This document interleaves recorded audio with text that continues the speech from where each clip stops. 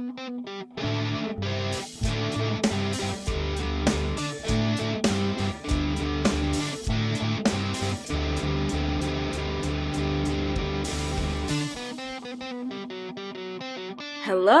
my name is Gray. And my name is Crystal. And this is Bust Asian Beauties, a supernatural commentary podcast where I, someone who has seen this show several times, And I, someone who only knows about the show through social media, discuss every single episode of Supernatural from start to finish. Also, we are both Asian. Both Asian. For today's episode, we will be discussing Season 3, Episode 13, Ghostfacers, written by Ben Edlund, directed by Phil Segresha. It sure is. This was aired on April 24, 2008, and if I'm not mistaken, our last episode was aired February 21st. February.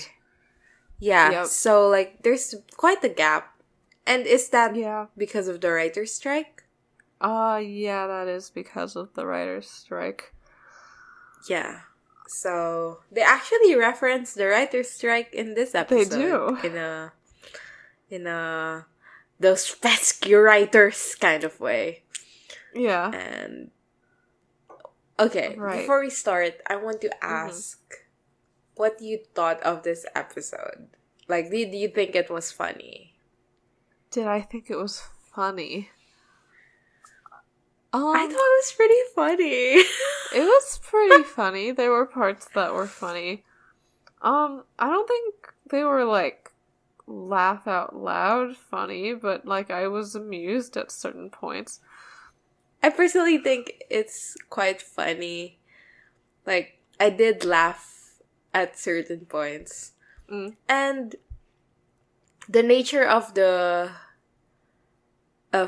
show, of like the Ghostfacers show, being like, as Sam put it at the end, like, wow, you really gave honor to his death by being so fucking exploitative of it. Yeah. Like, that's the whole point of the Ghostfacers. And I thought that was so fun. Like, the way they portrayed it in the episode was both like, oh my god, these guys are so terrible, but also so hilarious. And I love that. Yeah, I agree. And I feel like this did a lot better of a job at being funny, like, than...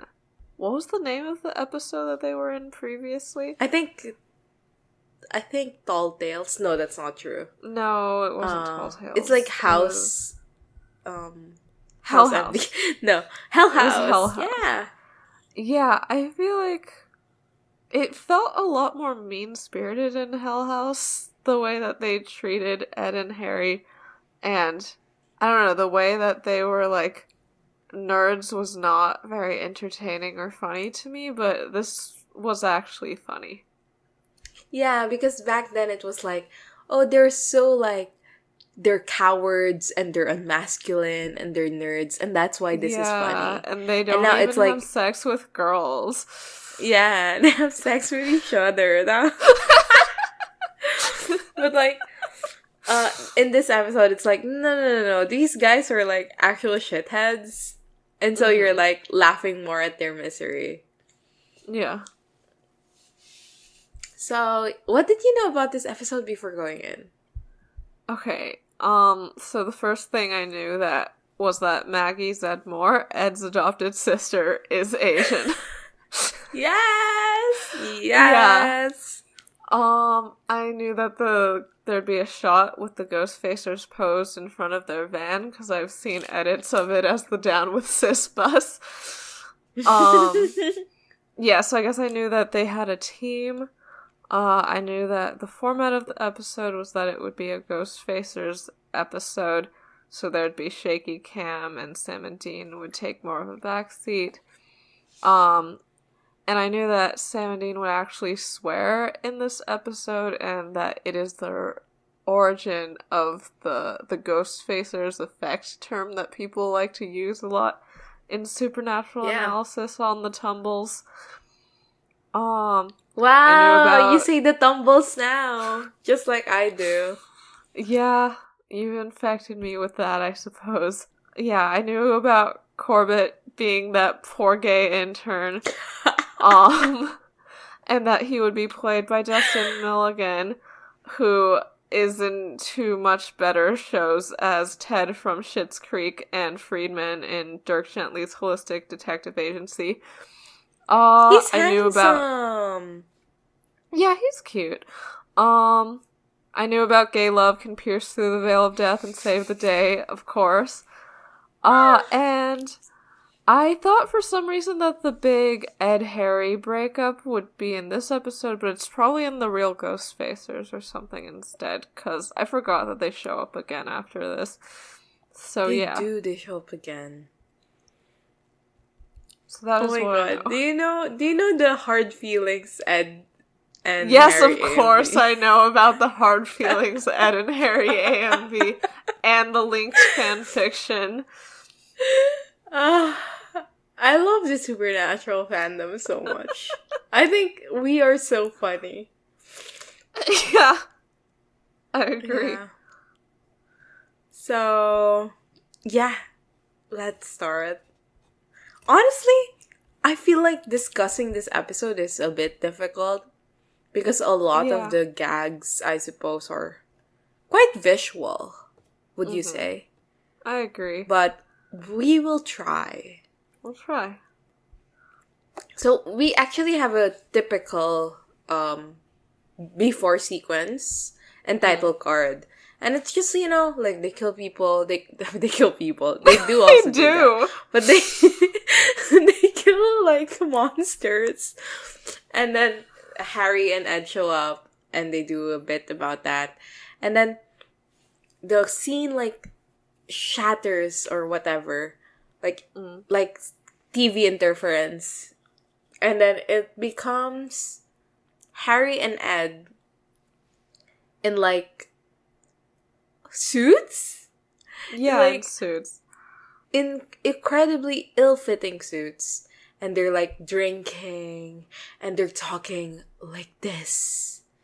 And they're like, hello, it is I. And they introduce themselves and they're like, we are going to introduce you, TV executive bigwig, to the concept of our show. Because while you're watching this, you're gonna watch the scariest 1 hour of your life. And in that intro, they say like, I know that you're having a rough day because of the writer's strike. And then they're like, oh, writers, they're lazy fat cats. And then they go, who needs writers when you need guys like us for reality TV?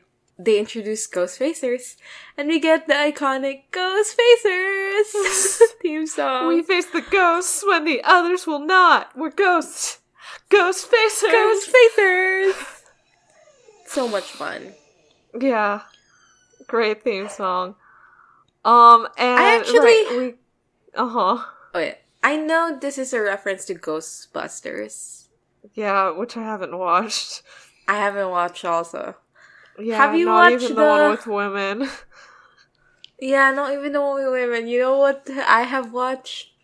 What? I have watched a Supernatural parody. Oh, do you know that one? Wait, which one? The I don't know what they're called, but they also did a Shake It Off Supernatural parody. Is this the one that yielded the screenshot of Misha in front of spreadsheets? Yes. Yeah, and okay, Jack. I've heard of I this. mean, I don't. Who's the actor for Jack? Al. He's Jack to me. Al Capone. No. Al. Jack. Is it Al? I don't think it's Al. I feel like it is Al. Alexander. Can we Calvert. Calvert. Calvert. Calvert. I think it's Calvert. Okay. But yeah, well, people call him Al Cal. Al Cal. People call him Al Cal. Yeah. So, And like, I think Alka looks cute there. He's sitting and he's like the secretary. He's applying to be the secretary. Do you even know what I'm talking about? I think I do, or at least there's a scene where Misha asks him if he got the spreadsheets ready or something. Yeah, something like that. Anyway, that show that's the only Ghostbusters I've seen. Oh, yeah. When I first entered the fandom, that was when the Shake It Off was new. Mm-hmm. So I remember seeing it a lot. Yeah, that makes sense. Have you watched it? No, I just know the screenshot about the spreadsheets because of that comment that Collins made at a con once about how heaven would just be like Jack and Cass trying to like balance Excel sheets. So then people brought that back, but I never bothered watching the actual video. Yeah. Well, I think it's called Hillywood show. Whatever. Yeah. Anyway.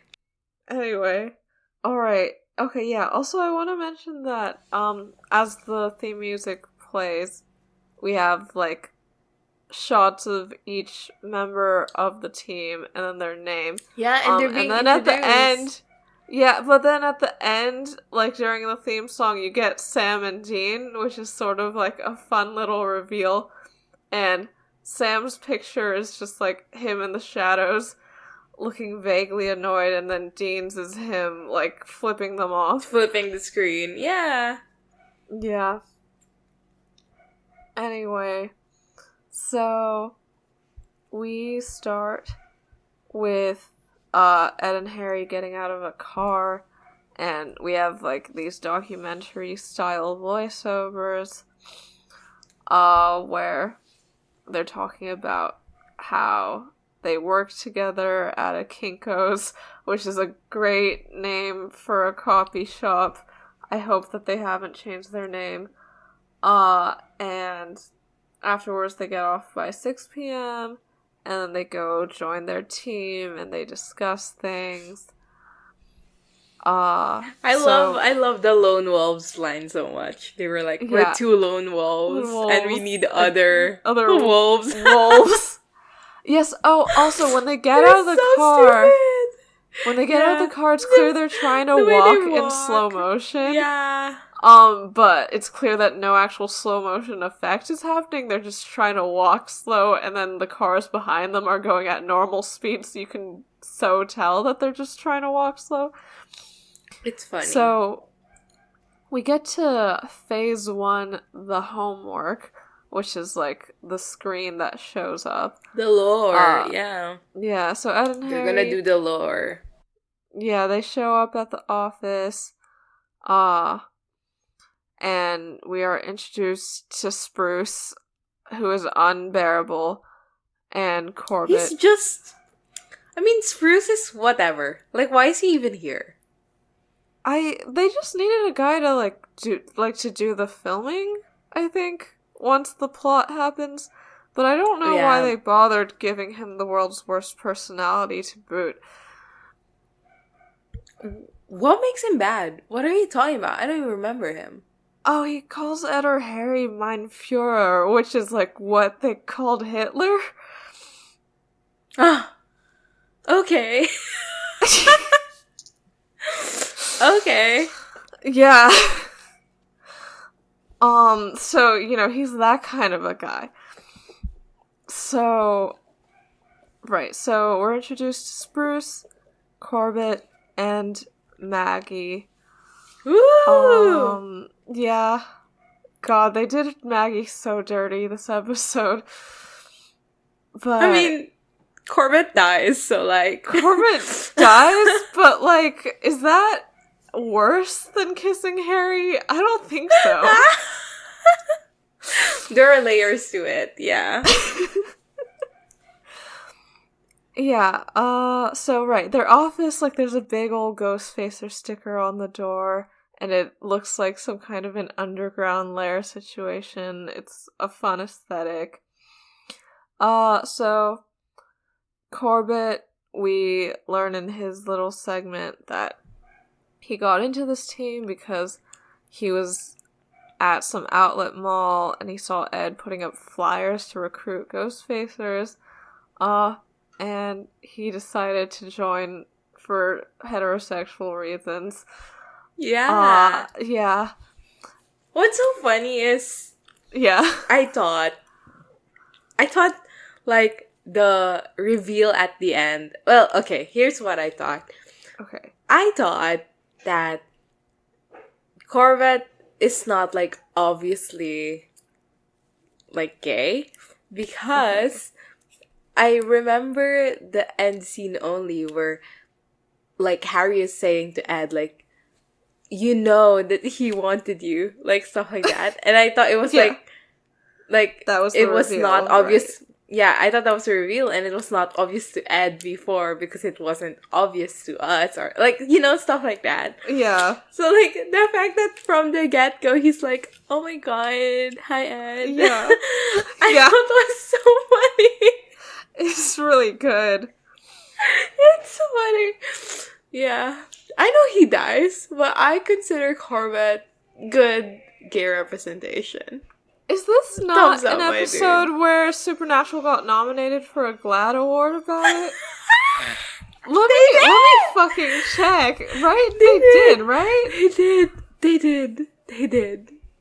Okay. I wanna know which episodes got nominated for a GLAAD Award. Yes, okay. Ghostfacers. And then they got nominated for the Real Ghostbusters because of the fucking Wincest LARPers. Oh no! Oh no! And then they got nominated for Charlie in LARP and the Real Girl, which is normal. And you know who fucking won that round? You know who won over that round? An episode of Elementary, baby! Oh, I just said that I think the one that it lost to was probably Snow Angels, because it features Mrs. Hudson, who's trans. I don't think they did a very good job with her. But, like, I also don't know how good of a job they do with Charlie and LARP and the Real Girl, so... yeah, I don't know if it was a deserved loss or not. Yeah. Yeah. And... yeah, Anyway. that's how we met Corvette. Yes, that is how we met Corbett. And then we have a little Maggie section where she doesn't get to talk about herself at all. Like, it starts with her and Harry. Like, apparently this was supposed to be foreshadowing, but I did not see it. Harry, like, sort of teasingly, like, punches her, and then she, like, actually punches him back. Yeah. Was this supposed to be lead up to them being romantically interested in each other? Because this seemed like incredibly sibling-like, you know? I think it is, like, look, you know how, like, when you're young and then your boy classmates pull on your pigtails and your teachers are like, it's because he likes you. Right, so it's that kind of a situation. It's like that kind of yeah. Alright. So, yeah, and then we have Harry telling Ed, your sister's abusing staff, and then Ed says, that's adopted, sister, thank you very much. What? Why? What kind of a funny.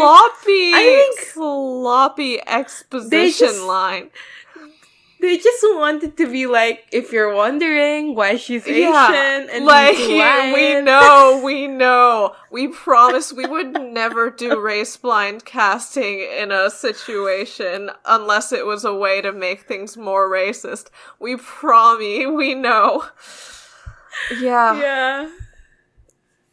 Right, but like, is it also to show that they have a strained relationship, because the camera zooms in on Maggie after that and she has like a what the fuck face on? Because Ed seems to be saying that to mean like, I don't actually care about her and she's not actually part of my family. Yeah, no, I mean, that's the intention, I feel like. But, like, so, I like, feel like later, when yeah. he goes bazooka on Harry, Yeah. that's why it's so weird. Yeah, You know? exactly. Like, what even is going on? What even is going on? Who knows? It's supernatural.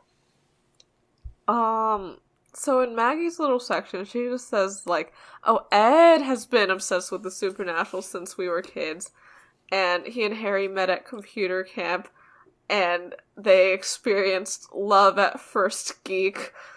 So yeah, you know, they are having sex with each other. And then we get Spruce's stupid fucking intro. So I think they are establishing this guy as incredibly unlikable because he starts off with like, "What up, playa?" in like the most annoying voice, like even more annoying than I just put it. And then his intro, he says that he's 15/16 Jew and 1/16 Cherokee. And then he says just some fucked up shit. I think the main thing I fixated on was him saying his great-great-grandfather was a degenerate gambler and had a peyote addiction. What does that mean? And, like, the plant itself is just, like, a cactus that has psychoactive properties. But, like, the implication is that the great-great-grandfather is the 1/16 Cherokee. And so, like, characterizing a native man as a degenerate gambler with an addiction to a cactus is just a fucked up thing to do. So, interesting choice, Ben Edlund. And then, right, and also, like, he talks about his grandfather and his great-grandfather, and, okay, he says his grandfather is someone who performs circumcision on Jewish, like, boy children, and his great-grandfather was a talus maker, and I think that's, yeah, okay, that's a prayer shawl used in Judaism. So, I mean, those are just, like, I guess those are just about his other predecessors, being Jewish and being involved, like, heavily involved in the faith, which is, I think, more normal than whatever he said about his 1/16 great-great-grandfather, but it's also, like, I'm trying to figure out if they were trying to make a kind of anti-Semitic joke here, but I'm not certain. And I know that Ben Edlund is a non-practicing Jewish person, so I don't know. I feel like I don't have much further to say there, but the vibes feel off.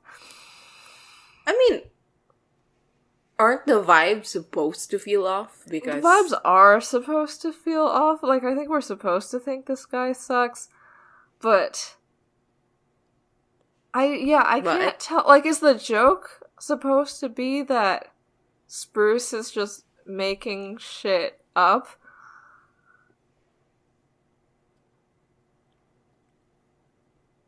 Or... Well, I honestly did not think of this at all. Because I didn't understand it. There were no subtitles and I couldn't understand what he was saying. Oh, you didn't watch on Netflix? Or, I mean, sorry, you didn't watch on Netflix? Were there subtitles? No, I watched on Bleep. I watched there. I watched on the website that you told me to watch in. Yeah, I started there, but then my roommates wanted to watch with me, and it wasn't loud enough for them, so I moved to totally Netflix, which has subtitles. Great, yeah. Yeah. Okay. So, yeah. I don't know. I can't tell if the point is, like, he's making up the stuff about his heritage and then he's saying stereotypical stuff, or he's right about his heritage, but he's making up professions for his ancestors in order to be funny. Or if... Yeah, I don't know what's happening here, but the vibes are off for some reason. Alright. Alright. Okay, and then we hear about the mission that they're on. They're trying to break into Morton House, which becomes haunted. The most haunted place in America every 4 years on Leap Day. And apparently no one has ever managed to stay the entire night, but they're going to do it. This whole time, Ed is presenting at a whiteboard, and then Corbett comes up to him and hands him a cup of coffee, and Ed goes like, "Oh, that's good," and Corbett's like, "Oh yeah, it's French vanilla, because the other day you said how much you liked it, so, yeah, tee-hee, twirling my hair, etc." And, Ed thanks him, and Corbett's like, "You're welcome," and there's, like, a long, lingering pause on both of their faces.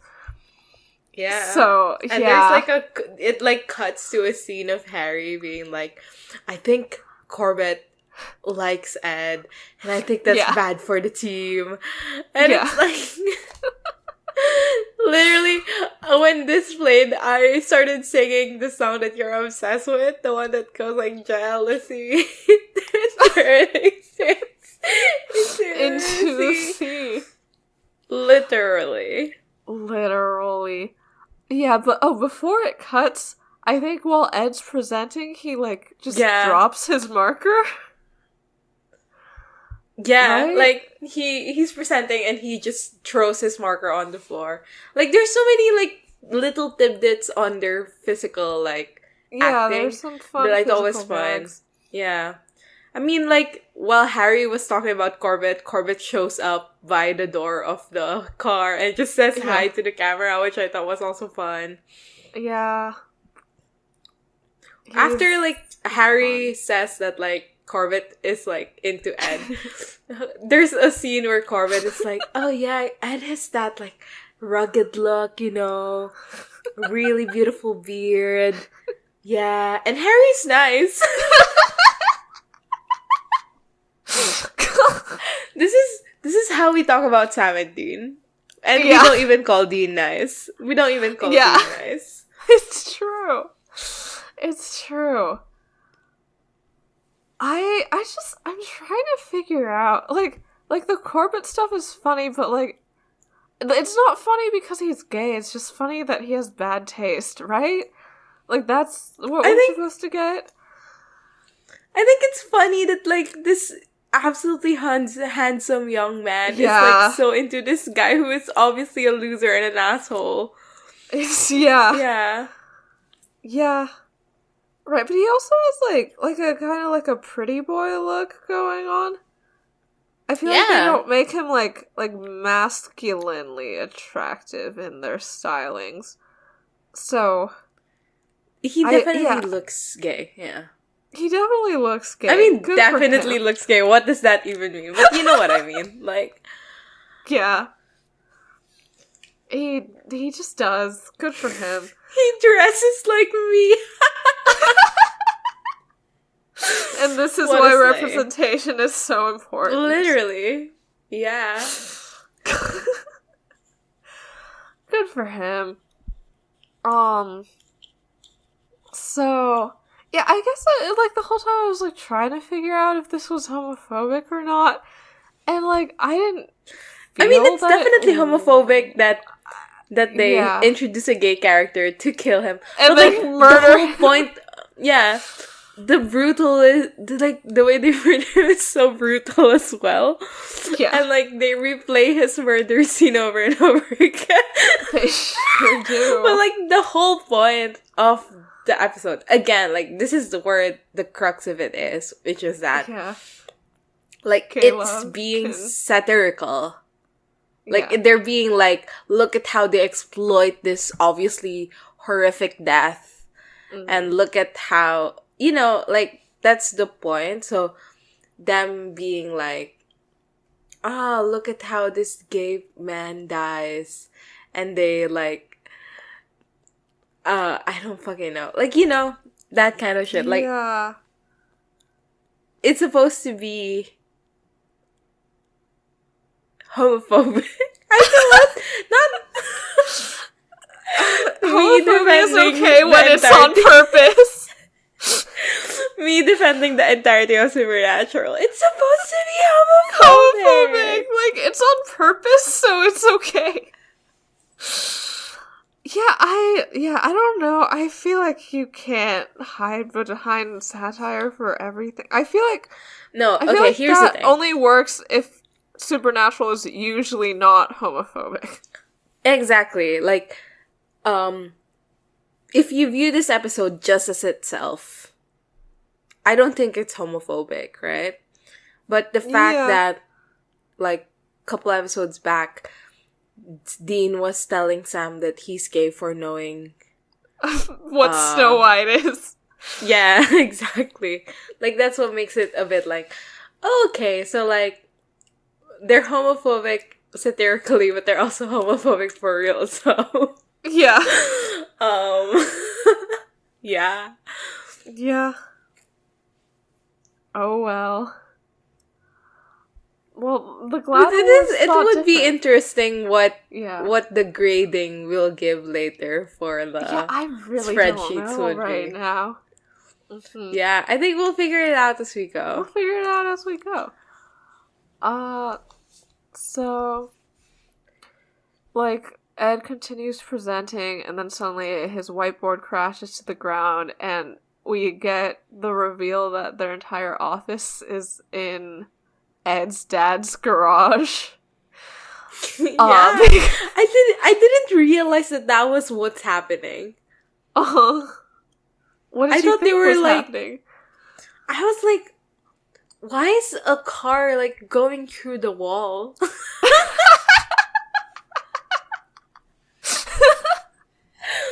I was like, does the dad have Alzheimer's and is like driving through where he shouldn't be driving? Right. You know, I did not understand what was happening. Yeah. That makes sense. But yeah, no, it was just that his whiteboard crashes because it's like next to the garage door and it opened up and his dad's there. Yeah, his dad seems like a nice guy in the 1 second we get. And, you know, we get some funny Ed and Harry going like, oh my god, like, just cut the cameras. We don't need that. We don't need this part. Good for them. Don't. And that ends phase 1. Yeah. And we have phase 2. Infiltration. So they enter the house and they talk about how, like, the cops have gotten tired of everyone trying to get in here. So they, like, chain-linked everything. Mm-hmm. And then, like, Sam and Dean's car... Why am I calling it that? The Impala, like, shows up and they're like, oh, let's just ignore it, whatever. And then they go inside and they start setting up. Sorry, Sam and Dean's entrance is characterized by, like, loud-ass, like, rock music playing, right? And we're supposed to assume that what we're hearing is what Ed and Harry are hearing, which means that they play music at an intolerably loud volume from their car everywhere they drive. And I'm not surprised that I feel like half of the episodes, realistically, would be the Impala got rear-ended again. But, you know... Maybe absolutely unbearable behavior on their behalves. Maybe all the bad things that have happened to them are actually deserved and their fault for playing music this loud. I agree. Yeah. The only relevant scene in the setting up is Corbett setting up a camera and then, like, what's his name? Ed behind behind the screen going, looking good, Corbett. And Corbett, like, being like, oh my god, I'm blushing. Oh my god, like, copy that, Ed. And Ed being like, okay. You're welcome. God bless. God bless. And yeah, they just check the everything. And then they set up their base where, like, a lot of their equipment is. And then Oh, also, this is when Spruce is setting up, that's when he calls Ed and Harry Mein Führer, so, yeah. Yeah. Fuck this guy. They go to FaceTime, which is such a funny name. So, they're about to face the ghosts. And it's like, what time is it? Oh, it's 10:51, it says here. So, they still have quite a ways to midnight, which is their goal, actually. Like, no one has stayed up till midnight. So, their goal here is to stay beyond midnight. And Ed and Corbett team up, and then Harry, Spruce, and Maggie team up. Mm-hmm. Yeah. And they're, like, on different floors, I think. Yeah. Like, the two are in the first floor and the three are in the second floor. Yep. And as they move around, they see rats, and, like, Harry, like, freaks the fuck out, starts running. I think this is a famous GIF set or, like, reaction or something. Like, Harry screaming and then somebody going, "It's just a rat." Yeah. Which I thought it was funny. Yeah, I think the next line is the one that I've seen screenshotted more. What, the rats are like the rats of the world? Yeah. I mean, God. Harry is actually, like, so funny. Like, he's funnier than Ed. I like him better than Ed. Yeah. He's an accidental comedy genius. Right. Well, I think the thing about Harry is, like, I think we're supposed to dislike Ed more because he's, like, the arrogant one, because when we get, like, the text, like, labels when we're introducing the characters, did you notice that Ed said leader of the Ghostfacers, and Harry said co-leader of the Ghostfacers? Okay, here's an important question. In BABPod, who's the host and who's the co-host? You're the host and I'm the co-host. I feel like that's known. Yeah. Because I do the, like, okay, let's redirect in this direction and that. Yeah, and blah, exactly. blah, blah. You introduce the segments and all that. Yeah. But I think we are both co-hosts. That's the proper terminology. Yeah. Yeah. Yeah. But if you had to pick one main host, it would probably be you. Yeah. Let's just hide from the audience the fact that when we have been planning on continuing without the other, I am always the other who is MIA. Very, very, very good host of the podcast. Yeah, great host of the podcast. Yeah. So, they just go around until Dean and Sam. Oh, I'm gonna be crucified for that one. Yeah. Sam and Dean show up and they meet with Ed and Corbett. And, like, at first they're like, oh, who are you guys? Show us some ID, blah, blah, blah. And yeah, they pretend they're cops. Basically, yeah. Ed is going, we're authorized to be here. And then we see Sam end up recognizing Ed after Ed goes like, wait, I know both of you guys. And Sam says, holy shit. But, like, obviously the shit is bleeped. Yeah. And this starts the Ghostfacer effect, as we call it. Mm-hmm. Is this something you want to talk about? We can just define it for people who don't know. The idea is just that, like, in Supernatural, the show, Sam and Dean never swear. There's nothing that's bleeped out. They're always just saying friggin' and stuff like that. But we can see that they swear pretty commonly. Heavily, yeah. Yeah, pretty heavily in this footage, which we consider to be less filtered. So the idea is that Supernatural, the show, is not, like, just an unfiltered recording of what Sam and Dean do. Like, there's some kind of a force that is editing their dialogue and actions in a way to, like, make it a better narrative or make it more palatable.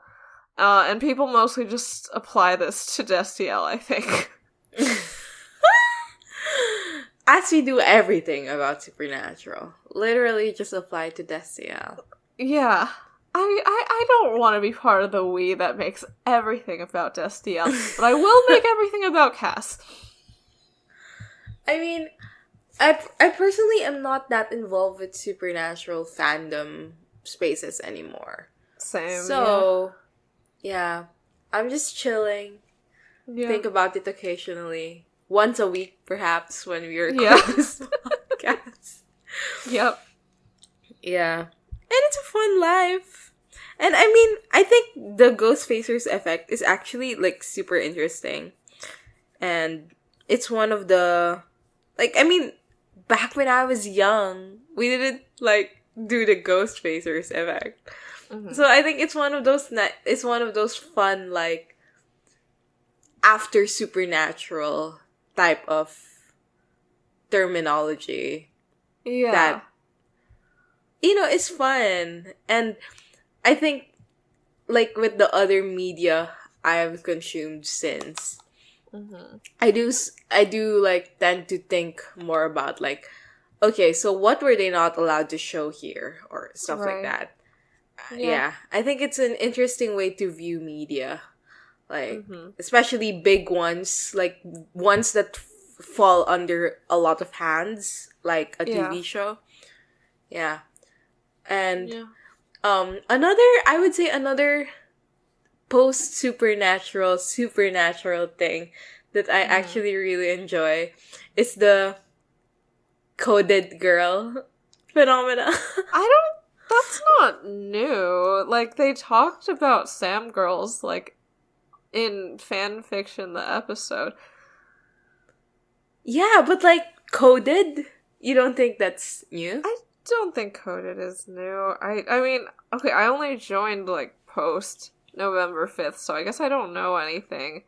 So maybe it is new, because you've been here longer. So maybe it is new. Yeah. But I feel like it feels so intrinsically tied with Girl that I feel like if Girl was around, then Coded should have been around. No, I don't think so. Okay. I think people back then were like, I kin Dean Winchester, and now everyone's ashamed to say, I kin Dean Winchester, so they just say I'm Dean Winchester coded. I see. That's okay, my hot so take. Coded rose out of cowardice. Yeah. And sad. I remember telling someone, like, who's not involved in Supernatural, like, oh, in the Supernatural fandom, we say, like, if you're like Dean, you say you're Dean coded. And if you like Cass, you say you're a Cass girl. So you can be a Sam coded Dean girl, blah, blah, blah, blah, blah. Yeah. And they were like, this is literally like those jokes that are like, I'm Peach Cell, like, you know that one? Like, for example, I'm Food Cell Store Filled. You know that one? The cell filled thing. Oh, yeah. Yeah. And it literally is. It is.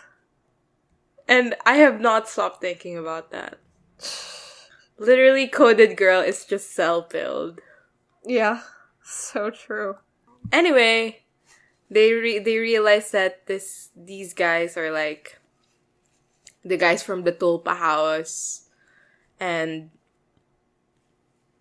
apparently back then they called themselves the Hellhounds. Their blog was called hellhoundslair.com.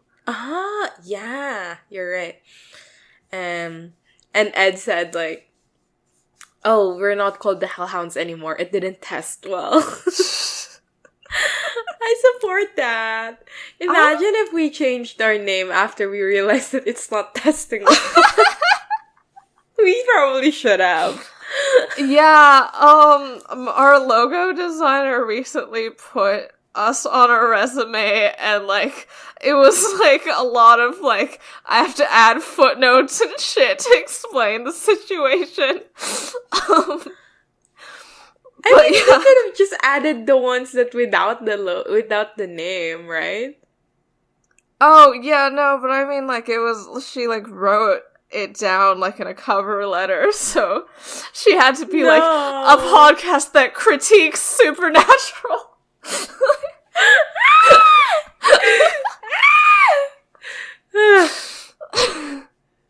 God bless. Because the person who made our music, I was like, how will I put you in the credits? And she was like, just don't. I don't want to be associated with you guys. God fucking bless. Thank She's God. She's so real for that. She literally is so real for that. She said, just give me the money and then never speak to me again. I don't want to be into this at all. Yeah, I'm just surprised that Ed and Harry don't mention the way that Hell House left off, which is where Sam tricked them into thinking that they were gonna get a movie deal, and then they drove all the way to California. Maybe they didn't realize that that's Sam's fault. Right. What, do you think they showed up and they were like, oh my god, it's because he hated the name Hellhounds, so he never met us. We have to change it to Ghostfacers. Maybe they were like, we got scammed, but they don't know that it's Sam. Yeah. I think that's most probably what happened. Probably. That was such an asshole move, though. And no wonder these guys became so terrible. With another asshole move. I don't think this one is so asshole-ish. This is the Maybe last, because like, what if Corbett's family wanted, like, the last footage of him alive was, like, left in the world? Yeah, what if his family wanted the footage of him being brutally murdered by a ghost, you know? Yeah. So sad. Yeah, I know, exactly. They're missing out. Yeah. Yeah, and Ed is just like, oh, these guys are not cops. And Dean is like, where's your partner? And so wasn't it a different guy? And right, Corbett's having a time at this, I'm assuming. Yeah, and Dean is like, okay, we need to get you and your girlfriends out of here. Which I think is homophobic. It's homophobia. Yeah, that is homophobia. So, right, because so funny that the only people he knows are in this house are Corbett and Harry, right? Yeah. Yeah.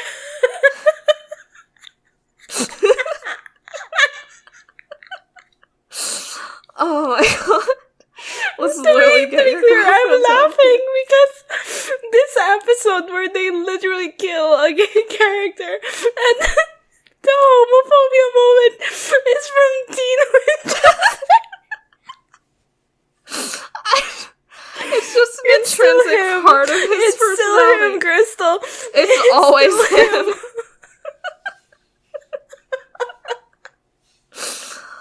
Oh, Mr. Homophobia himself. Yeah. So, and then Ed says, listen here, chisel chest. Yeah. We were here first, so we're here. We beat you. And Dean, like, literally grabs Ed. Mm-hmm. And I was like, this literally looks like the beginning of a porno that I will not watch. Literally.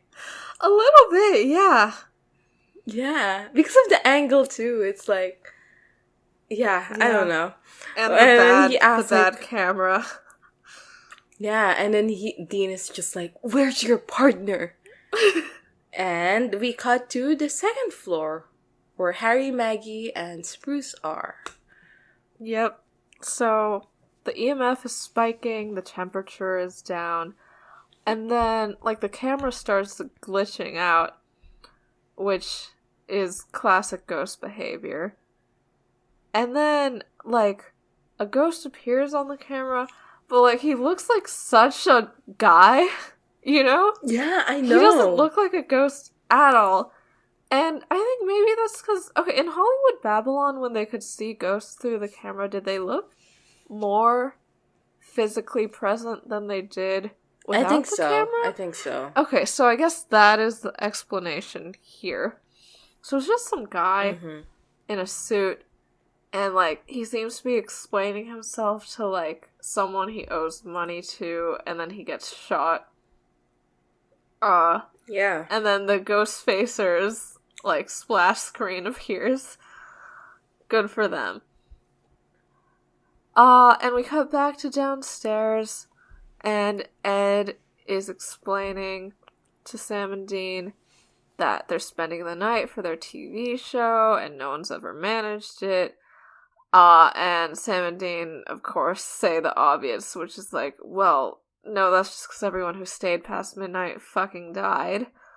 A lot of people went missing here who stayed the night on February 29th.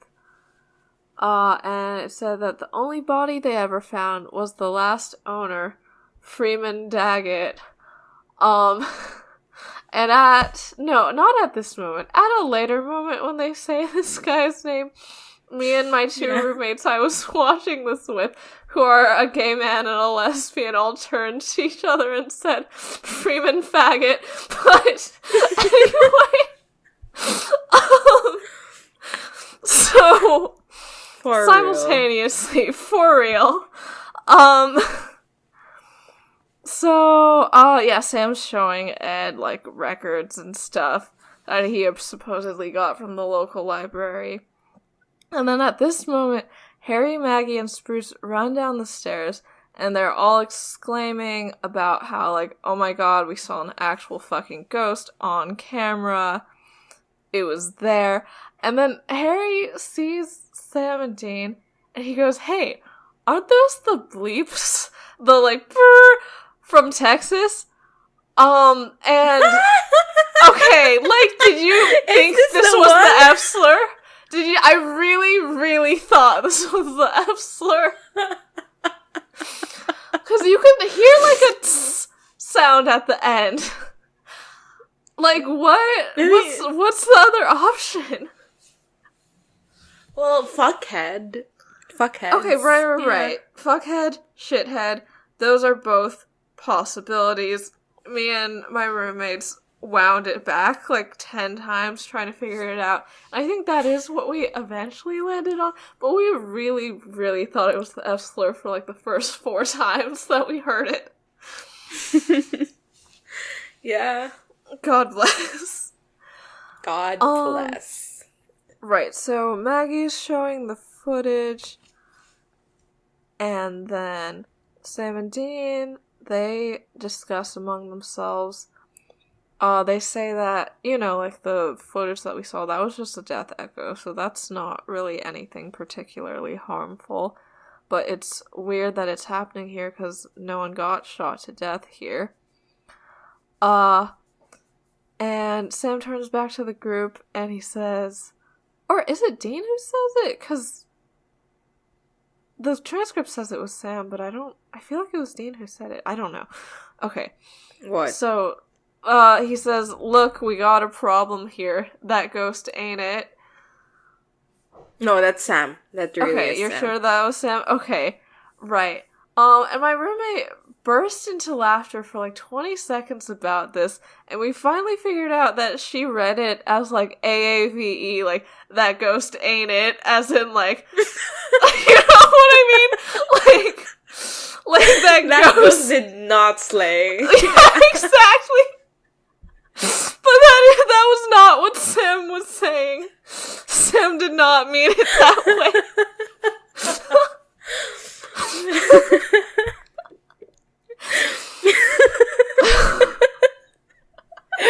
That ghost ain't it. Ain't it.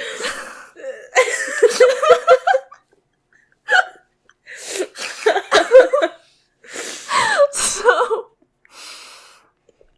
Dean explains that a death echo is just like a ghost that is reliving their death over and over again, usually in the place that they died, and they don't really pose any real danger. So there's something else in the house that is the actual problem. And then Sam and Dean start trying to usher everybody out of the house before midnight. Harry promises that he'll make Sam and Dean recurring guest stars. And then they realize that Corbett is not here. Oh no. Oh no. So, where's Corbett? Corbett is upstairs. And he's trying to communicate. He's trying to be a good boy. He's saying, like, he's just going around being like, I want to communicate with all the spirits in here. And then, like, a figure appears behind him. And then we cut back down, and then we hear him scream. Yeah. Sorry, Corbett. And they all just start running to the second floor. And Sam and Dean are like, no, we need to go out. Like, yeah. Mm-hmm. And Corbett is just screaming. Until the clock strikes 12. And then we hear Corbett scream one final time. And then it's just gone. Yep. And then we cut to a couple minutes later where Ed and Harry are talking about how the guy just disappeared. And they're trying to look for him in the cameras that they have. And Sam and Dean, we can hear them arguing that they're like, Sam is like, oh my god, Dean, are you happy now? Are you good? Are you happy? And Dean is like, oh yeah, I'm happy. And Sam says, oh, let's go hunt the Morton house. It's our Grand Canyon. Like, he's literally putting on this voice. Yeah. And then he goes, you got 2 months left, and we're gonna die here tonight. Okay, first of all, 2 months. Uh-huh. So it's been 10 months. The passing of time. God damn. Yeah. If you were to die in 2 months, would you like to know, Weather Boy? Would you like to know? That I was gonna die in 2 months? Yeah. I feel like a week is a good amount of notice beforehand. I think anything more than that, I would just be having a not fun time. A week is a good amount of time to get all your affairs in order and say goodbye to people. Would you throw a massive party? I mean, what a bummer of a party that would be. I don't think so. I think it would be like, you won't tell them, I feel like. Oh, okay. It's just, let's have a party. But, like, why would they come if they don't know you're dying? Yeah, exactly. Right. Because it's like, if you invite a bunch of people and they're like, oh, I don't have the time, they're gonna feel guilty forever afterwards if you don't let them know. Well, maybe they should. Maybe they should. Yeah, so... Right, I don't know. I feel like I don't know. I don't think I would throw a massive party. I feel like it would just be too messy. Mm-hmm. What about you? Yeah. Well, I think I don't want to know if I die. When I'll die. If. That's such a funny way to put it. I don't want to know if I die. But, like, yeah, I don't want to know. I think, for me, I live my life every day like it's my last. Shut up. No, that's untrue. It's like, just live your life, and then if you die, you die. R.I.P. Yeah. Yeah. Every single day, I cross the street near my... Not every single day, but, like, whenever I'm in Manila, like, where my uni is, and are you I have to cross doxing the yourself, street... or are there, like, 5 million unis there? Manila is where all the universities are. Okay, cool. So Continue. I'm not doxing myself. And the buses are passing by. Yeah. Because there are no overpasses in that horrible, horrible city. I just think to myself, I may die today. And I think to myself, I don't want to throw a party. That's my exact thought. So every single time. Wow. Every single time. I'm like, if I die today, would I regret that I didn't throw a party last week? And the answer is no. Yep. All you would regret is that you cannot record the next episode of BABPod. Yeah, you'll have to replace me. It's true.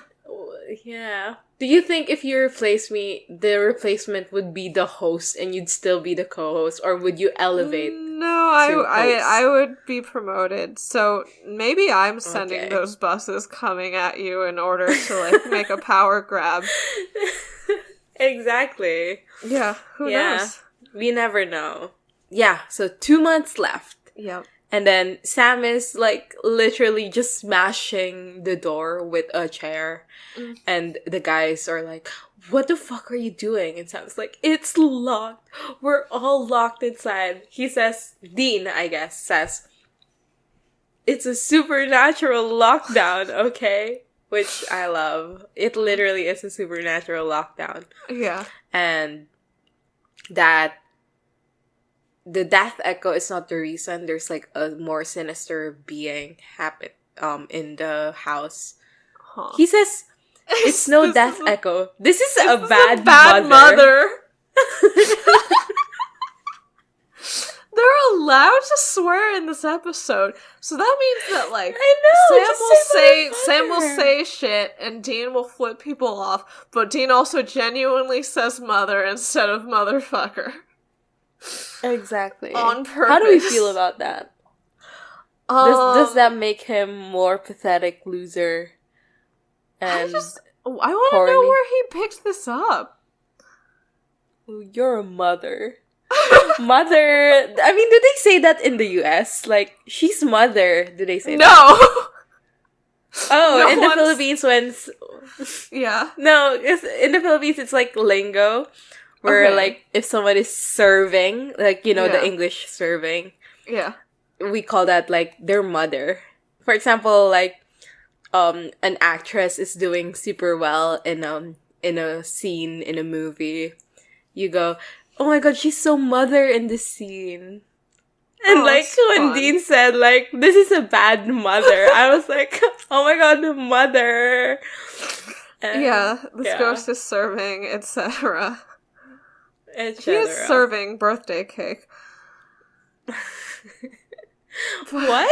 He's serving birthday cake. He's serving absolute birthday cake, the ghost. What does that mean? Oh, he's literally serving the party. Food. Well, yeah, there's birthday cake on the table, remember? Yeah. He's mother.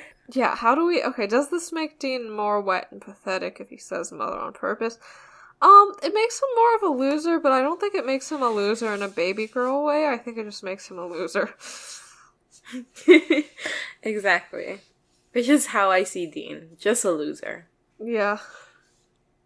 Yeah, remember when I was the Dean lover of this podcast? I do remember that. That was a year ago.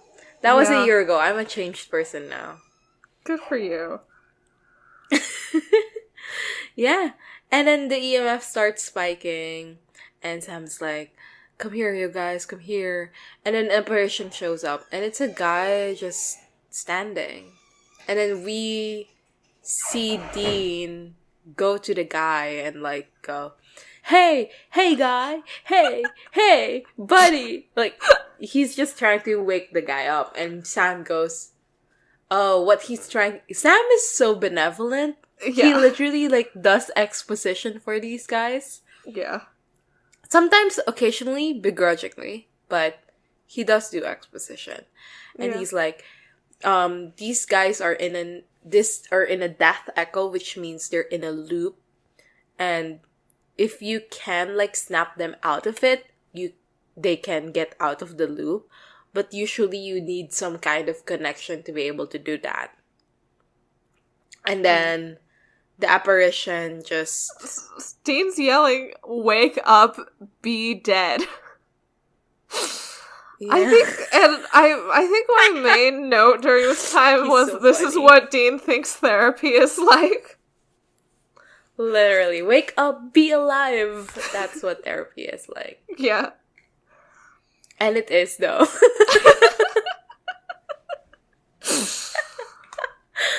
The guy gets, smashed by a train.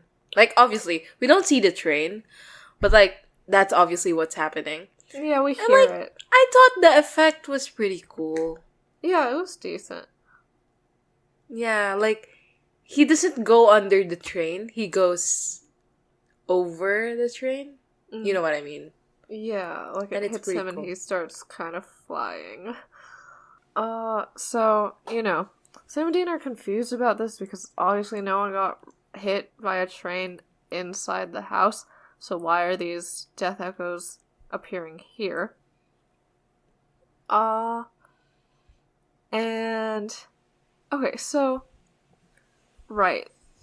Maggie also asks, like, so what are they doing here? And Dean says, hey, give the lady a cigar. Which What does that mean?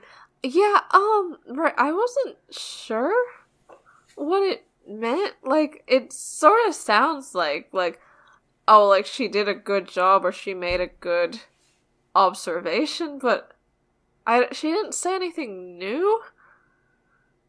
No, I think it's sarcastic, right? Like, oh, right, it's like, oh, wow, you're so smart, you figured out the, like, very obvious thing. Yeah. Yeah, I think so. What a rude guy. Yeah, what a rude guy. Also, is this the only interaction he has with Maggie? I'm not sure. Thank God, if so. Yeah, whenever Dean is anywhere near an Asian woman, my hackles rise. And, like, the next scene is, he goes, alright, Maggie, does looking at this horrific nightmare through a camera comfort you? Does it make you feel better? Mm-hmm. And then Maggie just goes, she puts the camera down. Yeah. And then she rises it back up and goes, yeah, I think so. Yeah. Which I think is so funny. Good for her. It is. Good for her. I'm glad she had one moment of having a personality. So we look around the house and there's, like, a lot of taxidermy of, like, stuffed animal heads. And they find out that the last owner of the house worked at the Gamble General Hospital as a janitor. He died of a heart attack in, like, 1964. And they look around and it seemed like the only thing he ate were, like, army rations. And he was kind of like a doomsday prepper in that he had a lot of survival under atomic attack, like, books around. And then they check his safe. There's a book on taxidermy. And then there's 3 toe tags in here for 3, like, corpses in a morgue. One who died by a gunshot, one who died by a train accident, and one who died by suicide. And then when Dean says suicide, Sam goes, ew! Just like an Ace Attorney. Literally, just like in Ace Attorney. For context, there's a scene in Ace Attorney where Phoenix Wright is looking through the case files on the cabinet, and he goes to the S and he goes, what's in here? Suicide? Ew! And I literally thought he was like, Sam is like, I was like, why is Sam saying ew to the suicide? That's so mean. But, yeah, so what he explains is that the death echoes are all here because this guy, in his capacity as a hospital janitor, stole these 3 bodies and put them somewhere in the house. And Dean says that he brought the remains home from the morgue to play. And everyone yells, ew! So, okay, so there was like a 2-to-1 split in the room when this happened. One of my roommates thought that he meant that the bodies were getting taxidermied, like he brought the bodies back to taxidermy them, and then me and the other roommate thought that Dean meant it in a necrophiliac way. What did you read it as? Necrophiliac I read way? it as a necrophilia, yeah. Yeah. Because I didn't register immediately. I don't know why, but I feel like I'm so slow this episode. Maybe it's the format of, like, the shaky cam. Like, I don't absorb it's very details disorienting. as easily as I do. But, Yeah. like, the taxidermy completely flew over me. Right. So, But like, also, we I see didn't the even bodies really later think and about they it. don't look taxidermied. Love so... taxidermied, yeah. Yeah. But I think the reveal later is that it wasn't even a necrophilia thing. It was just, he just set them up to be at his birthday party. Yeah. Which is so weird. What a weird motivation.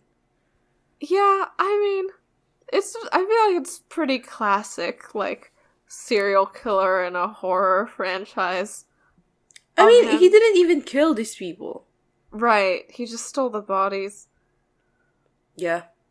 Yeah, I don't know. I think it's possible that, like, as a hospital janitor, he, like, met them and he, like, had some amount of a rapport with them, so he was like, these are, like, my friends, and I'm bringing them back for my party. They just happen to be dead at this point. But yeah, I don't know. We continue around. Maggie has wandered off a little bit. And then she gets jump scared a little bit by Dean being behind her. Boo. And then we start getting more camera interference. We start getting higher EMF readings. And then Sam disappears. They don't even put in effort about Sam disappearing. I didn't even realize that he disappeared until, like 3 minutes later when we see him tied up. No, like, Dean was screaming, Sam, Sam. I was just like, that's Dean. That's just Dean behavior. He's just screaming Sam at any given point. Yeah, that's just his, like, default, like, NPC setting. Yeah. Anyway, our next scene is so funny and weird, and what is even God, happening? I fucking hate it. But basically, so they're looking for Sam and they're looking for Corbett, right? Yeah. And then Maggie and Harry, like, meet at this secluded area, and Maggie's like, I'm so scared. I mean, earlier we see them hold hands as well, so, like, this is foreshadowed. We did? Wait, when was that? Yeah. During that scene where we see the second apparition, the train guy, they were holding hands. Huh. Okay, did not notice that. Yeah. So Harry was like, it's gonna be okay. It's gonna be okay, Maggie. And then they kiss. Boo. And then it cuts to Ed watching this, so upset. And I was like, why are you mad, bro? Literally, what's maddening about this? I mean, does anyone want to see their sibling kiss anyone, ever? Yeah, but I understand that you don't. But, I mean, like, specifically this, like, because the way he words it is like, my best friend and my best sister. Yeah. I don't know, like he's mad specifically that it's Harry. Yeah. I think that's what's he's mad about. There does seem to be, like, some kind of a complex that guys have about their sister. Like, I don't, right? Like, there's, like, a thing. Or, like, bro code is, like, you don't date your bros' sisters or something. Who else are you gonna date? Other women. Like, your bro himself. In this situation, but yeah. But yeah, I don't really understand the workings of that. I guess it's just like, it's also weird when you date within a friend group. So I think it's just like double weird when you date and there's a familial bond. The only there. time I've been mad at two friends who dated and didn't tell us was because I liked one of the friends. Yeah. So fair. So, like, I feel like my interpretation of this was like, I feel like Harry has some unresolved feeling. No. Ed has some unresolved feelings towards Harry. That's definitely and one so, way like, he to was read it. so upset. Yeah, he was like, I'm so upset because he's kissing my sister. Yeah. Yeah. God, you know, that was grade 7 and they're still together up until now. And I'm literally a college student. And like, imagine being with someone since you were 13. God, I'm still... Ugh, whatever. Sorry. They should have broken up. Do you still like one of the members of that relationship? No, I don't. I don't even talk to them anymore. It's just I hate, like, it's like I was really good friends with one of the people. Yeah. And then the other guy I hated for very valid reasons. Yeah. So. That makes sense. So, like, I was just upset that, like, you're gonna date someone that's not me? And it's that guy? Yeah, that was I understand. that was what made me upset. Yeah, I think God, this was like years and years ago. I hate when any of my friends are dating, and I think all of them should break up with all of their partners. Except for you, I'm sorry.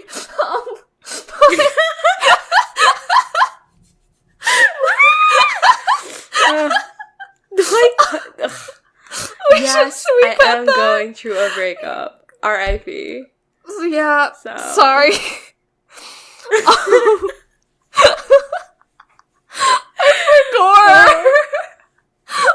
I love that because for everyone's context, Crystal literally was like in my DMs going, I think you guys should break up. I think it really is for the best.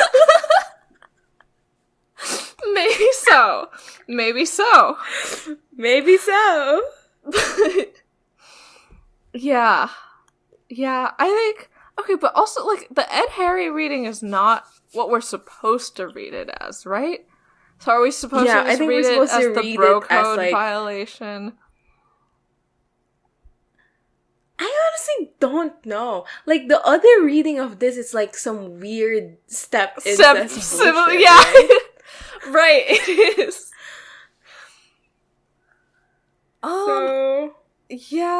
Yeah, because it's not just about it being bad for the team the way that Harry is against Ed and Corbett. Because, yeah, it is specifically about his best friend and his best sister. So, yeah, I don't know. Bedland, give us a call, let us know. Yeah. And then he like gives his glasses away to Spruce. And then he starts attacking Harry. Yeah. And then like Sam is I think it's Dean who goes, shut it down. Like, we're down 2 people and you guys are fucking fighting. Mm-hmm. And then I found this funny, like when Ed gets his glasses back, he says, my teeth are still intact, so I won that one, right? Yeah. He's right. Have you ever been in a physical fight? No, except like with my sister, but those don't count. That's just sibling behavior. Yeah, I've had my sister on a chokehold, but at some point in my life. Yeah. Like, I remember one time she like pulled my hair so hard while I had her in the chokehold. And like my scalp literally hurted for days after. Oh, ow. I love that. That's just a sibling experience. That is just a sibling experience. Anyway, Sam and Corbett are tied up underground. And the song playing is, it's my party and I'll cry if I want to, cry if I want to, cry. You don't know this song? No, I don't. Okay, I'm a fan. This ghost has good taste in music. Who sang this song? Shit, I forgot her name. Leslie Gore. I think. Oh, I love that name. Yeah, it's a good name. I love the name Leslie because it's gender neutral. Yeah, but only for old people. But I think of... Like, it's only gender neutral only for old people. Yeah. No, here's the thing. It's gender neutral, but whatever gender you are, I feel like it's queer in some way. Like, have you ever met a Leslie who was not I don't think I've met queer? A Leslie. Well, all the Leslies you know in the world. Well, I guess there's Feinberg. So, that's a pretty gay Leslie. Yeah. Oh, well, the doctor character in the One Day at a Time reboot is named Leslie, and he's pretty straight, I think. So that's 1 point. Leslie against. Jordan. Who? Leslie Jordan? You don't know? No. I don't know who that is. Oh my god, he died last year! Oh. R.I.P. Yeah, who is he, though? I mean, didn't he voice someone in Supernatural? Did he? Yeah, he voiced the... in Dog Dean Afternoon. He voiced a dog. Oh my god. Well, rest in peace to an absolute icon, I guess. Yeah, Dog Dean Afternoon is back, baby. Yeah. And you know what? She never left. She never left my heart. She never left my heart. Good for her. Yeah. So that's my Leslie hot take. Okay. Yeah. And then the guy's name, the ghost's name is Daggett, so that's what I'll start calling him. Yep. And he just kills Corbett. And it's like brutal too. It's pretty bad. He like slits his throat, right? Yeah, I think so. He Or stabs him through the Yeah. throat, which is like worse than slitting a throat. Ooh. Yeah. Anyway, Dean figures out that like Sam and Corbett are probably in like a safe room, which is in the basement because of the whole atomic juju.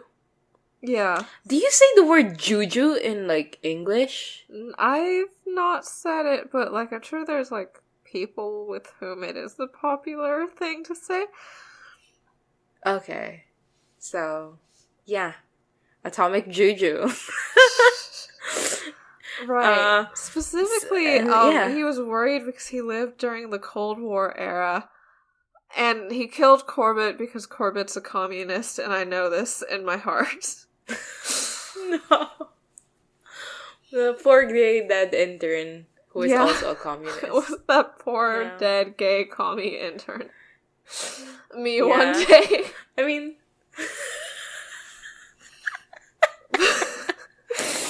R.I.P. R.I.P. Yeah.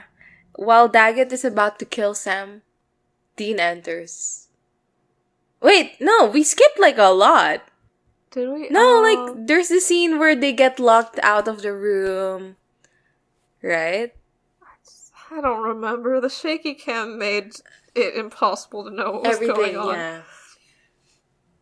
There's a scene where, like, Dean is going down and then, like, the door gets locked on him. So, like, Ed, Harry, and Maggie get left behind. Oh, and right. Spruce basically films Dean, right? Yes. Yeah, but that happens after Sam gets the party hat forced on him. So funny. Poor Sam. Poor Sam. Yeah. I know Corbett just died a horrible death, but poor Sam. Yeah, at least he died with dignity and not with a jaunty little party hat. Did! He did! He has a party hat! Wait, did Corbett get a party hat, or...? Yeah! Wait, I didn't notice that. His death echo? Does his death echo have That's a why party there's hat? a white string. There's like a white string down his face, and that's holding the party hat up. I just thought that was the camera being bad. Okay. Yeah. Poor Corbett. So Dean is like, oh, damn it. And then he tells Ed and Harry, like, this is an iconic scene, right? Like, he tells Ed and Harry, in my duffel bag, there's salt. Put it in a circle and then get inside. And then they just pause for so long.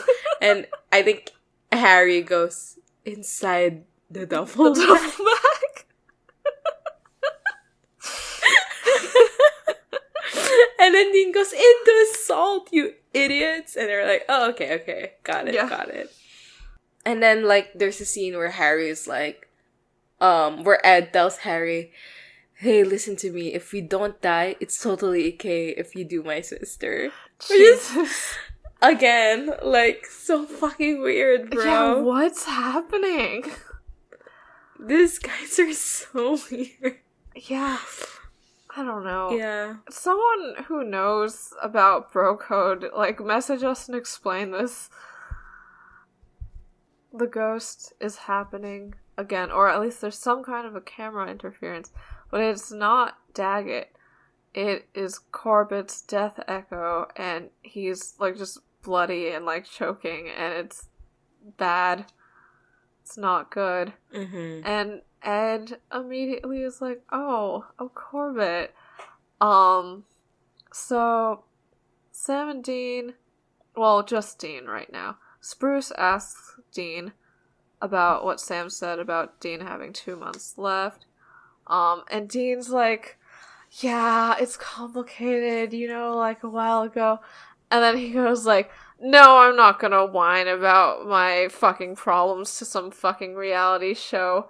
I'm gonna do my fucking job. But, okay, we're not certain if it's fucking because my roommates heard like an E sound at the end of one of them. So obviously the immediate joke is that it was I'm gonna do my faggoty job. But I don't think that's what he said. It's probably shitty job. It's probably just shitty job. Yeah. Do I need to clarify that I know the f-slur is bad and some people are gonna have really bad associations with it? No, whatever. Continuing. Well, I'll just insert that and then let us continue. So Spruce asks if it's cancer, but then Dean says, like, shut up because I'm hearing a sound. And the sound is the music that Daggett is playing. And also we see that within the room, Daggett is saying, like, oh, I've been waiting for some more friends. I get lonely, but you're coming to my party, aren't you? So, yeah, and he says, like, you'll stay a good long time. And then at this point, Dean is able to, like, shove a cabinet away from a wall and then break a door open, and he gets into Daggett's bomb shelter, and he shoots Daggett with salt, and then he unties Sam. Wait, how did they resolve the Daggett thing? Did they burn a body at all? Oh, no, never mind. I remember now. I remember Corbett, now. like, yeah.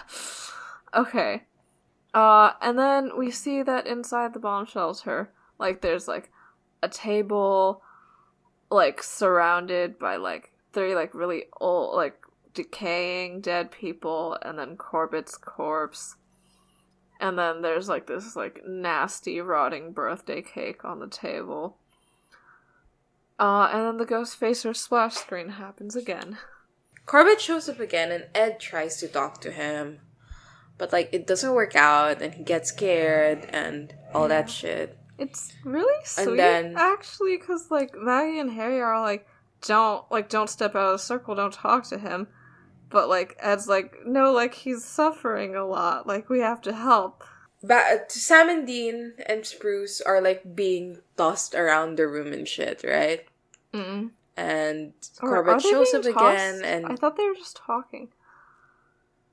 No, they're being tossed. Well, they have a brief discussion of, like, the motivations of the ghost. Yeah. Right? Like, which is? Just loneliness. Yeah, he's like, lonely. Just normal, like, friendship loneliness. They get tossed around, I'm pretty sure. And then Ed and Harry start talking about how Harry tells Ed that, you know, that guy, he wanted you. He had feelings for you. And Ed goes, wanted me to what?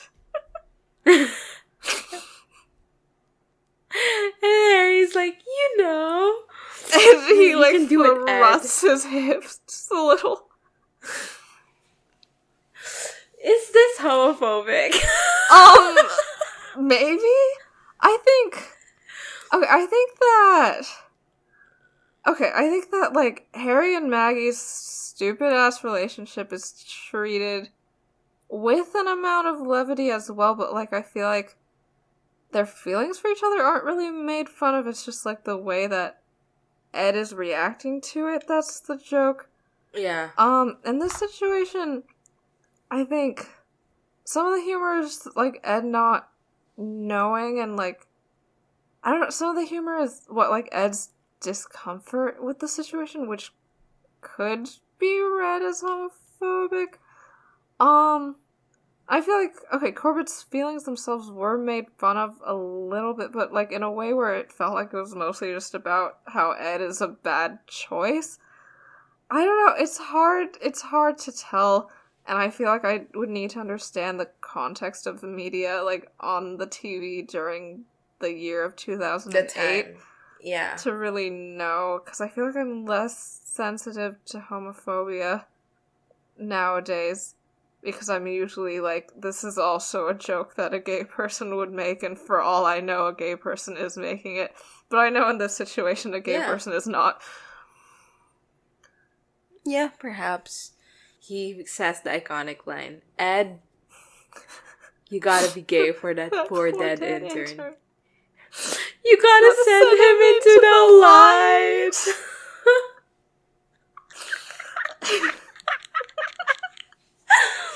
Literally, yeah. Yeah. The end. For real. Ed approaches Corbett and he's like, it's me.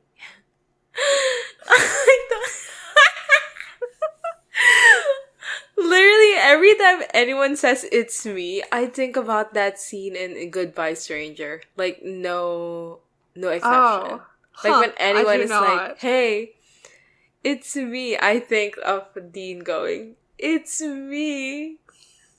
Anyway. Yeah. And he says, listen to me. You meant a lot to the team. You meant a lot to me. Wait, You this is never back actually down, very never say a Goodbye bad word. Stranger. No, exactly. It's very, like, that's we what I was need you, thinking. I need you shit. Okay, yeah. Dean was literally just stealing Ed's lines there. Literally. Absolutely no originality. Goodbye Stranger is just an attempt to be Ghostfacers. Exactly. He says, you never back down, you never say a bad word. I remember that, Corbett. I remember that. I remember because I love you, Corbett. I really, truly love you. Do you remember that? So, how much of this is just him? How much of this is true? Yeah, exactly. I want to know. Like, he has plausible deniability because he's been commanded to go be gay. But, like, we've seen Ed try to act before, because a lot of this documentary is him trying to act. But this feels, like, this genuinely feels touching for, like, a little bit. It's Jenny feels touching? What? No, because you said it's Jenny, and I was like, it's Jenny feels touching. I thought I said genuinely. Maybe I'm just talking weird around my retainers. Yeah. Jenny feels touching. Jenny feels and touching, it does, I promise. It does Jenny feel touching. Yeah, like, I don't know. I feel like maybe something was happening there. Who knows? Anyway, he says, like, yeah, it's me, Corbett. Like, please help us. You gotta help us. And then, basically, I don't fucking know. Corbett kills Daggett. The end. Yeah, it's like a really underwhelming ghost fight where, like, he just sort of tackles Daggett and then they disappear in some white light. But, I mean, I guess we saw something like this in Red Sky at Morning, so, you know, ghosts can just kill other ghosts by hugging them. By wanting it bad enough, yeah. Yeah. finally we cut to the epilogue, and it's daytime, and everyone's leaving except for Corbett, because that guy's fucking dead. They don't bother taking his corpse out, do they? That's something I was thinking about, and it makes me sad. Like, Yeah. I don't think they do. Yeah. There's no, like, ambulance or police officers or Right. anything. Maybe they're gonna go back for it, but I don't know. Poor guy. Poor guy. Yeah, so we get like a voiceover of Ed being like, "This was a day of souls bound in torment, of lives held in cruel balance, but the Ghostfacers did the best that they could." And we see like Harry and Maggie hug. Boo. I just wish that there, like, you could have a woman in an episode and like not be weird about it. And then we see that Sam is giving like his phone number to Ed. Ooh, but it's just like, I guess it's just like if you ever run into problems, you should call us, which doesn't really feel right for, like, I don't really see why, like, the Ghostfacers would have gone up in Sam's estimation at all. Okay, also, like, if he was planning to, like, fuck them over so bad by deleting all their footage, why would he give Ed a way to contact him? I don't know. Maybe it's one of those fake numbers where it's like if you texted it to, like, donates $5 to the Red Cross or something out of your phone plan. Yeah, so, and Harry goes like, "We lost a beloved friend, but we gained new allies." A guy literally died, like a real guy actually died. And, you know, they're doing the whole, like, every day is a new beginning. The Ghostfacers were forced to face something far more scary than ghosts. They were forced to face themselves. What did they have to face for themselves? Like, the Harry Maggie situation and homosexuality? Those were the things that they faced that were far more scary than ghosts. I mean, the Harry and Maggie thing was far more scary than ghosts. Yeah. Right, and then they have, like, an annoying little thing where Ed's like, "War changes man," and Harry goes, "And Maggie." And then Ed corrects himself to say, "War changes man and one woman." Which, okay, I did laugh a little, but it's also just mostly annoying. Right, and Ed says, like, "Corbett, we just like to think that you're out there watching over us." And Harry's like, "We've promoted you from intern to a full Ghostfacer, partly because it would be cool to have a ghost on the team." They're being so not nice about this. Yeah. But, I mean, okay, I think Harry's the one who's mostly saying the insensitive lines. Ed is sort of trying harder. Mm-hmm. He says, like, "You know, this whole time we thought we were teaching you, and really, you were teaching us about heart, about dedication, and about how gay love can pierce through the veil of death and save the day." God. Literally, when they were saying this, I was like, you know who taught me about heart? About dedication. about how gay love can pierce through the veil of death. And save the day. And save the day. Literally, Castiel. Shout out, my man. Shout out to Cass. Yeah. And also Alan J. Corbett. Right. I've seen that line screenshotted a lot, but it's like, it's delivered a lot, like, slower and seriouser than it came off in all the screenshots. Good for Ed. Good for Alan J. Corbett. Yeah, and Harry has some dumb line about, like, going into that starry night. I don't know what he's referencing. He calls Corbett Young Turk.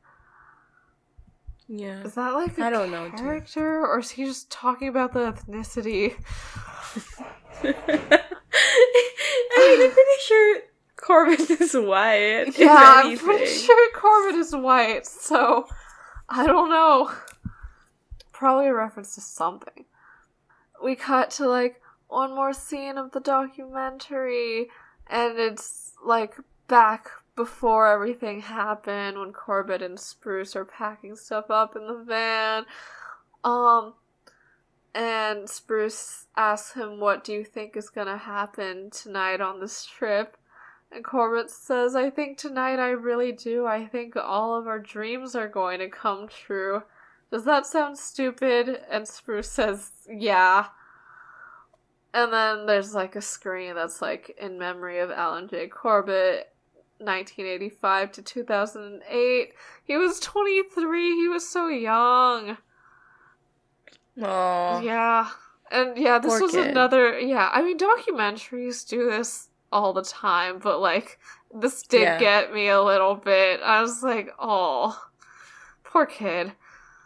And then we cut away from that to Sam and Dean. The first and high-resolution camera we've seen.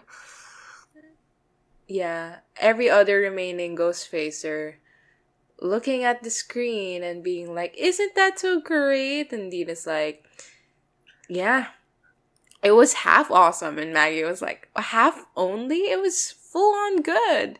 And then Sam says what I referenced earlier. I thought she meant... I don't think she was offended. She was like, oh, you thought it was half awesome? Like, that means that, like, half awesome means good, so that means you think that it's good. Like, and I think she's just, like, excited about the compliment, or what she perceives as a compliment. Yeah, and Sam says, like, yeah, it's bizarre. It's bizarre how you're all able to honor Corbett's memory while grossly exploiting the manner of his death. Go, well Sam! done!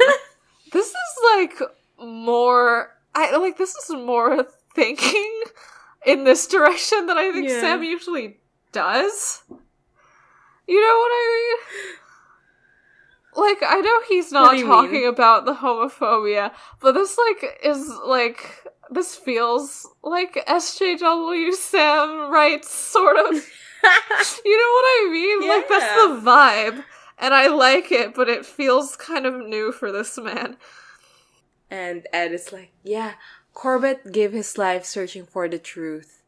And it's our job to share that truth to everyone. And Sam's like, yeah, when you do that, you either go into a straitjacket or get punched in the face. Sometimes both. And it's not true. Like, because in every episode, Sam and Dean reveal to someone new that the supernatural is real. And, like, literally no one has been mad at them about it. Like, they're always just like, thank you for saving me, you big, strong men. But, whatever. Whatevs. Anyway, Dean was like, okay, we won't be haters anymore, or whatever. And see you guys around. And then they leave. And then Harry, like, is like, oh, those guys are such losers. Yeah, he calls them dicks. Yeah. And then he finds a backpack that was left behind. And he was like, oh, these losers left a backpack. Let's open it up. And when he opens it up and brings out something. Like it says it's a magnet attached to a battery. I think something. Yeah, Dean calls it something later. Electromagnet.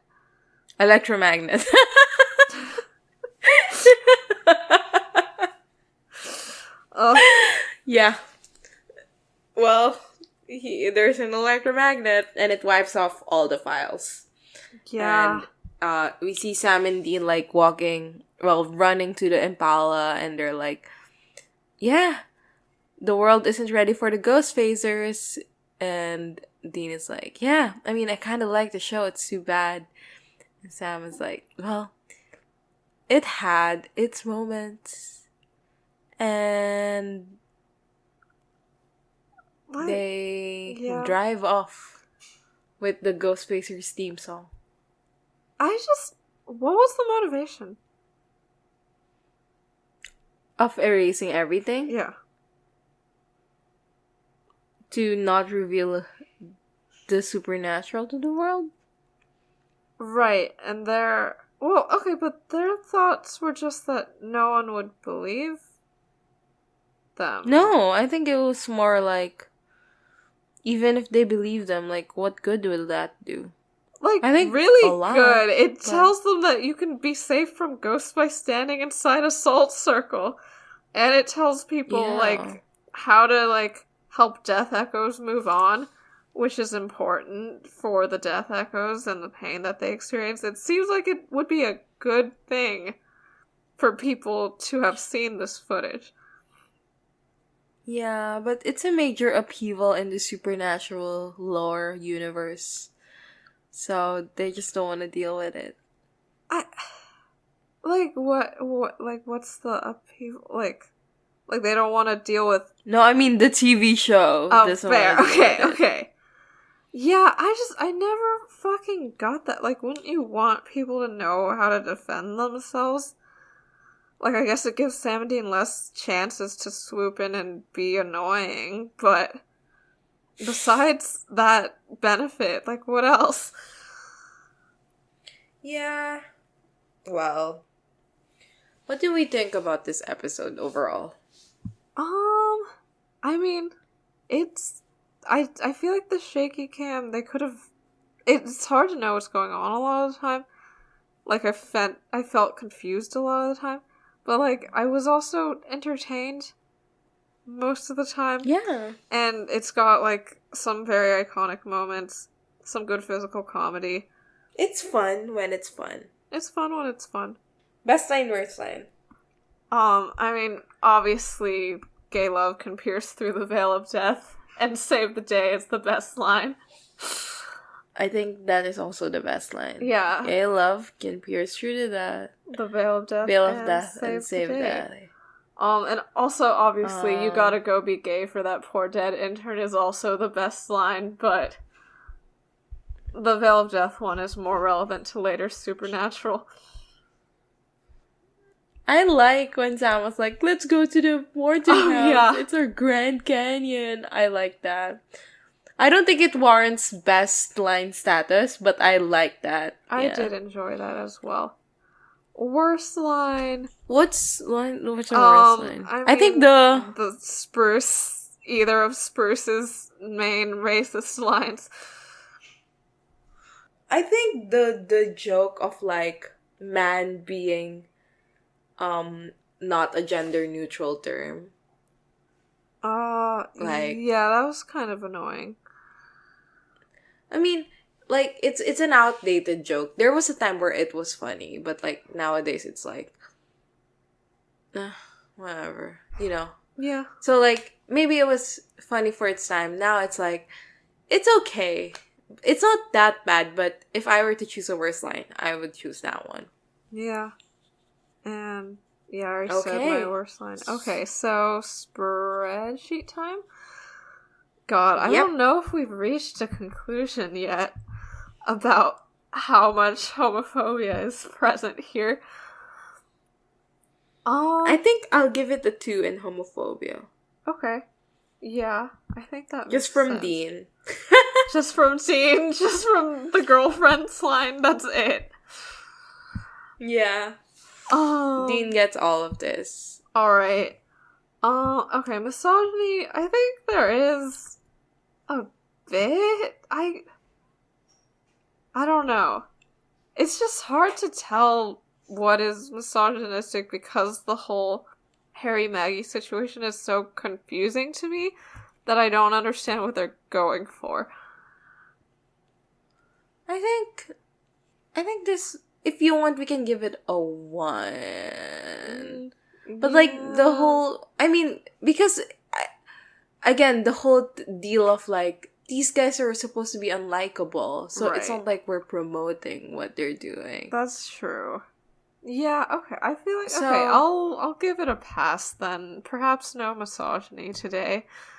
Yeah. Okay, racism, there is racism 1 to 2, I think. I think maybe a 1. Okay. Yep, Yeah. there we go. How about... Oh, what's our... IMDb belief. Yep. I believe this is liked.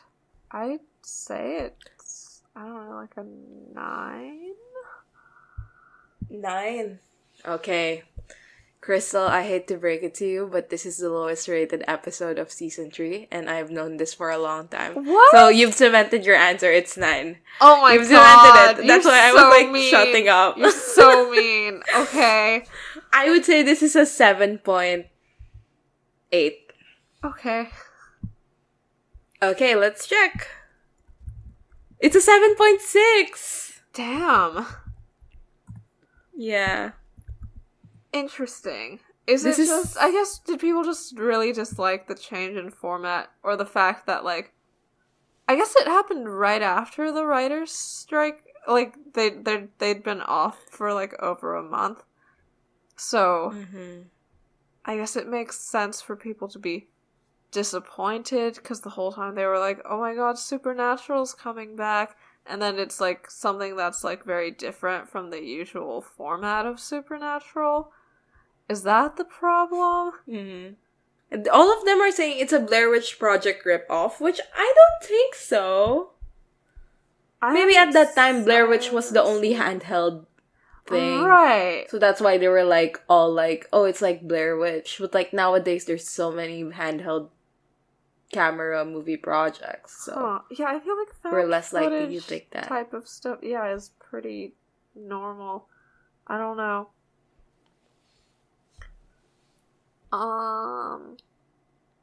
Okay, I mean, the first 2 reviews are 10 out of 10 ones. Most of these reviews are positive. Wait, sorry. Wait, am I on the wrong... I'm not on the wrong one, am I?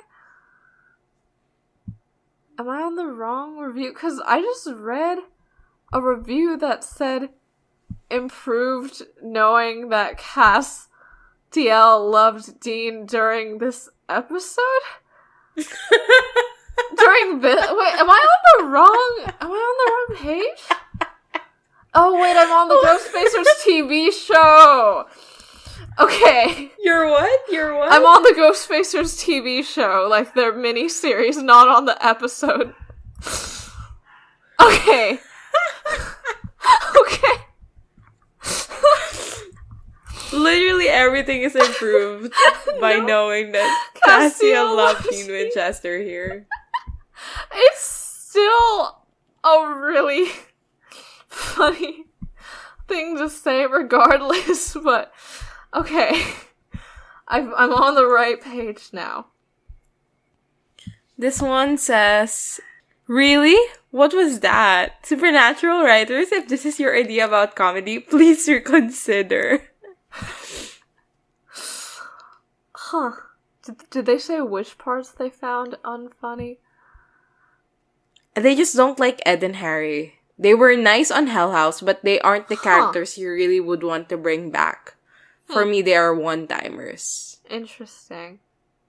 Yeah. Yeah, one person said that this is disappointing because it follows after I think it's pronounced Yusinbella or something like that.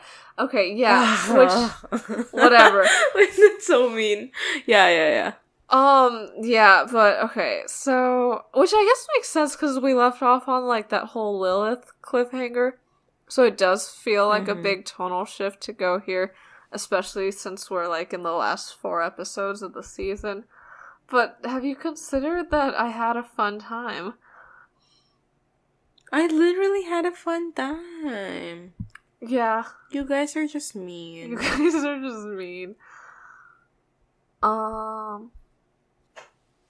What else? Not a real episode. You can skip it. I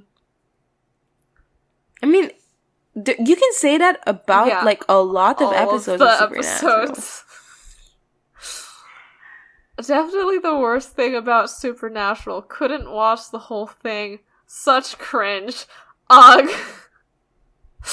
There's so many reviews for this one. Yeah, I guess it was quite polarizing, which makes sense. Yeah. Someone said about this that Jared sure can act? What did Sam do in this episode? Well, he looked good. Sure, yeah, he looked I feel like Sam is finally turning into Sam of later seasons. Starting like second half of season 3. Interesting. Like he doesn't feel like Sammy anymore. Oh, You know I what I understand mean. what you mean, yeah. He's becoming disillusioned and scared and like yeah, all that stuff. Yeah. Like the way he like sighed before telling the Ghostfacers what a death echo is. Yeah. I was like, oh, that's Sam. That's like old Sam. Yeah. Huh. I guess. Oh, I'm so sad. I just remembered that he dies soon. Well, he dies old as fuck. But like, he was like 35 when we leave him. Yeah. Or something stupid like that, like 38. Ugh. Something like that. Sam. Yeah.